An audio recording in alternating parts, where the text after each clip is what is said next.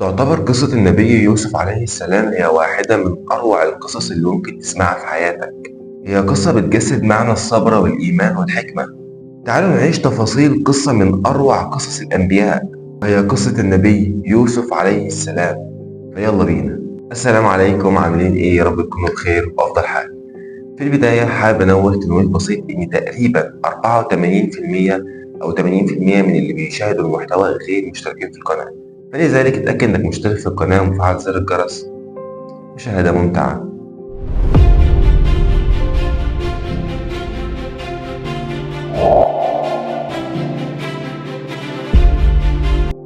قصتنا النهاردة عن النبي يوسف عليه السلام وأبوه ويعقوب عليه السلام. النبي يوسف عليه السلام اتولد في أسرة مكونة من عدد كبير من الأخوات، وكان ليه أخ واحد بس من نفس الأم. ولما النبي يوسف عليه السلام وكان صغير حلم بحلم غريب.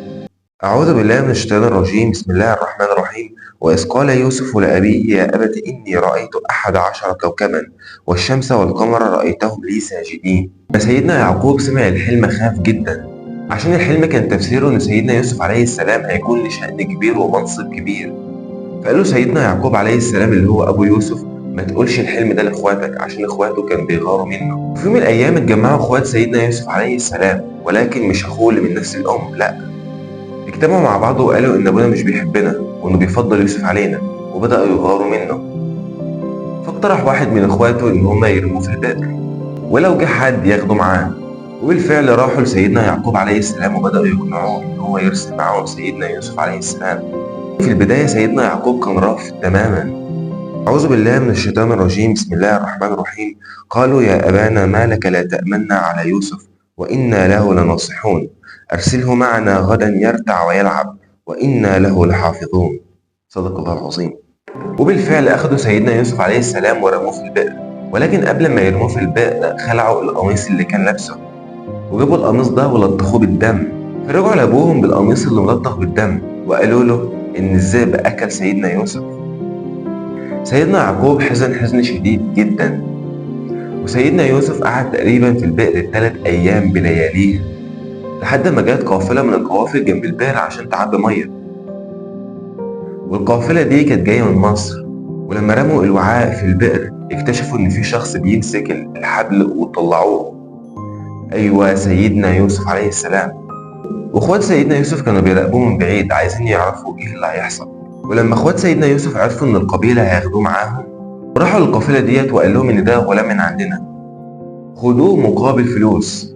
يعني هم رموا اخوهم في البئر وكمان باعوه. اعوذ بالله من الشيطان الرجيم. وشروه بثمن بخس دراهم معدودة وكانوا فيه من الزاهدين. رجع سيدنا يوسف الى مصر واتعلم وكبر هناك. ومصر وقتها كانت من اعظم الدول، وكانت عندها خيرات كتير جدا.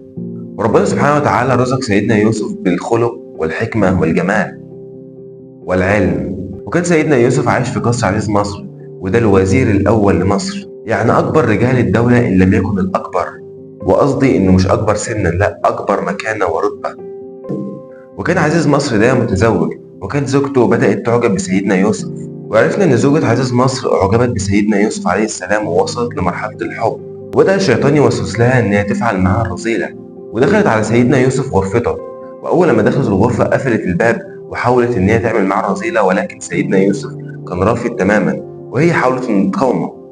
وحاول سيدنا يوسف إنه يهرب، وأول ما هو راح يتجه ناحية الباب مسكت قميصه من ورا وقطعته. في اللحظة دي يدخل عليهم عزيز مصر. بدأت إن هي ترمي الموضوع كله على سيدنا يوسف وتتهمه، ولكن سيدنا يوسف كان بيدافع عن نفسه. فاضطر عزيز مصر إنه يجيب شخص يحكم ما بينهم، مين اللي على الحق ومين اللي على باطل. الله من الشيطان الرجيم. قال هي راودتني عن نفسي وشهد شاهد من أهلها إن كان قميصه قد من قبل فصدقت. يعني لو القميص بتاعه اتقطع من قدام يعني هي صادقة وسيدنا يوسف كاذب وهو من الكاذبين. وإن كان قميصه قد من دبر فكذبت وهو من الصادقين. يعني لو القميص بتاعه اتقطع من ورا هو صادق وهي كاذبة، واحنا اتفقنا إن القميص اتقطع من ورا، يعني معنى كده إن سيدنا يوسف صادق وهي كاذبة. وطلب عزيز مصر من زوجته إن هي تتوب إلى الله وتستغفر، والموضوع ده انتشر في جميع أنحاء المدينة. فلما عرفت امرأة العزيز اللي هي زوجة عزيز مصر قررت إن هي تعزم كل الحريم عندها في القصر، وحطت قدامهم الأكل والسكاكين عشان يقطعوا الأكل. وهم بيقطعوا الأكل دخلت عليهم سيدنا يوسف عليه السلام. وأول ما دخل عليهم سيدنا يوسف كله انبهر من شدة جماله فقطعنا أيديهن. لما سيدنا يوسف شافهم بالانبهار ده قال رب السجن أحب إلي مما يدعونني إليه وإلا تصرف عني كيدهن أصب إليهن وأكن من الجاهلين. فاستجاب له ربه فصرف عنه كيدهن إنه هو السميع العليم. وراح سيدنا يوسف إلى السجن. سيدنا يوسف دخل السجن، وبعض العلماء قال إن هو اتسجن ما بين 3 إلى 9 سنوات، ولكن مفيش أي دليل ولا آية قرآنية تثبت المدة اللي قضاها سيدنا يوسف عليه السلام في السجن. وكان في السجن معاه شخصين، والاتنين حلموا حلم غريب جدا. وأول لما فهموا الحلم قرروا إن هما يفسروه أو يقولوا الحلم ده لسيدنا يوسف عشان كان معروف بالحكمة وتفسير الأحلام والعلم. أعوذ بالله من الشيطان الرجيم. ودخل معه السجن فتيان قال أحدهما إني أراني أعصر خمرا وقال الآخر إني أراني أحمل فوق رأسي خبزا تأكل الطير منه نبئنا بتأويله إنا نراك من المحسنين. قال لهم سيدنا يوسف الأول فهيصلب والطير هياكل من رأسه، أما التاني هيكون لشأن كبير جدا وهيشتغل عند ملك. وقال له سيدنا يوسف لو اشتغلت عند الملك فما تنسانيش، لعل وعسى انه يعفو عني ويخرجني من السجن. وعدت الايام وخرج الشخص اللي حلم انه هيكون له شأن كبير جدا، خرج من السجن ونسي سيدنا يوسف عليه السلام. وفي يوم من الايام ملك مصر حلم حلم غريب جدا، وده انه يجمع العلماء واللي بيعرفوا يفسروا الاحلام عشان يفسروا له الحلم ده، ولكن كلهم قالوا له اضغاث احلام، يعني احلام عاديه ما تشغلش دماغك بيها. افتكر الشخص اللي كان مع سيدنا يوسف عليه السلام اللي كان معاه في السجن، واللي سيدنا يوسف قال له ان هيكون لك شأن كبير جدا. الشخص ده افتكر سيدنا يوسف وقال للملك ان في شخص بيعرف يفسر الاحلام، وبالفعل راح الساقية لسيدنا يوسف وحكى له الحلم. وفسر سيدنا يوسف الحلم وقال له ان في 7 سنوات هتعدي على مصر، ال7 سنوات هيكون كلها خير ونعيم، وال7 سنوات اللي وراهم او اللي بعدهم هتمر بحالة من السوء، هيحصل جفاف ومش هيكون في أي خيرات ولا أكل، هتكون مصر في ال7 سنوات دي في قحط. ورجع الساقية للملك وحكى له اللي قاله سيدنا يوسف. أعجب الملك بطريقة تفسير سيدنا يوسف وعلى طول استجوبه، وطلع سيدنا يوسف من السجن عشان عرف إن هو مظلوم. ومش كده وبس، ده عينه على أمين خزنة مصر بسبب إن سيدنا يوسف عنده علم وحكمة وذكاء.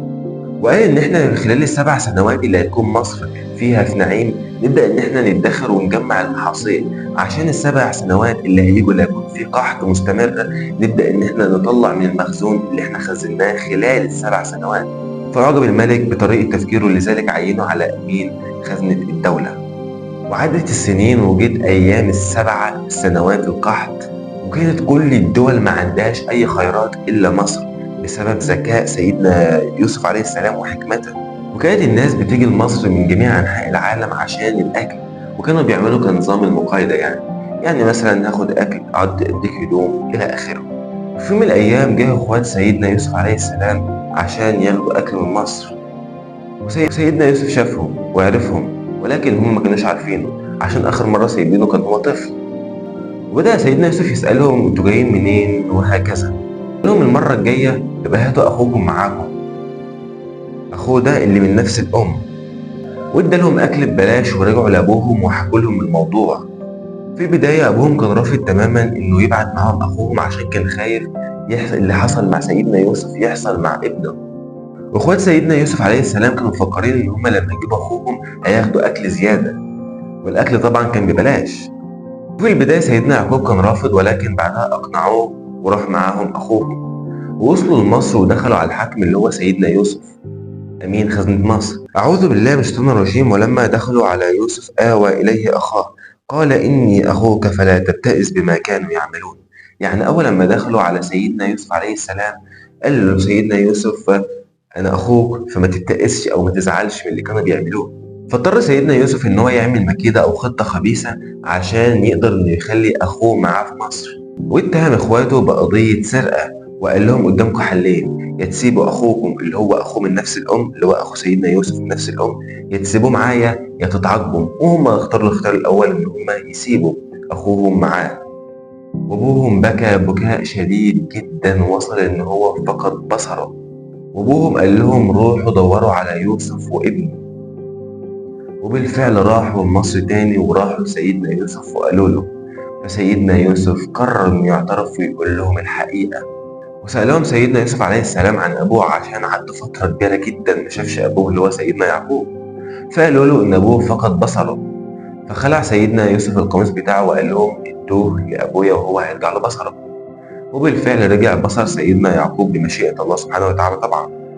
وقال سيدنا يعقوب أنا عارف أن الله سيجمع بين شملي وشمل يوسف.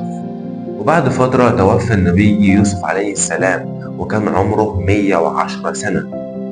وسيدنا يوسف قال دعوة قبل ما يموت وهي موجودة في القرآن. أعوذ بالله من الشيطان الرجيم. رب قد آتيتني من الملك وعلمتني تأويل الأحاديث فاطر السماوات والأرض أنت وليس في الدنيا والآخرة توفني مسلما وألحقني بالصالحين. وكانت وصية سيدنا يوسف إن هم يدفنوه عند آبائهم اللي هم إبراهيم وإسحاق ويعقوب عليهما السلام. وكده وصلنا لنهاية الفيديو بتاعنا. أتمنى إن القصة عجبتكم. في النهاية ما تنساش تضغط لايك للفيديو وتشترك في القناة وتفعل زر الجرس. ودي كانت قصة النبي يوسف عليه السلام. أشوفكم في قصة جديدة في أمان الله. سلام عليكم.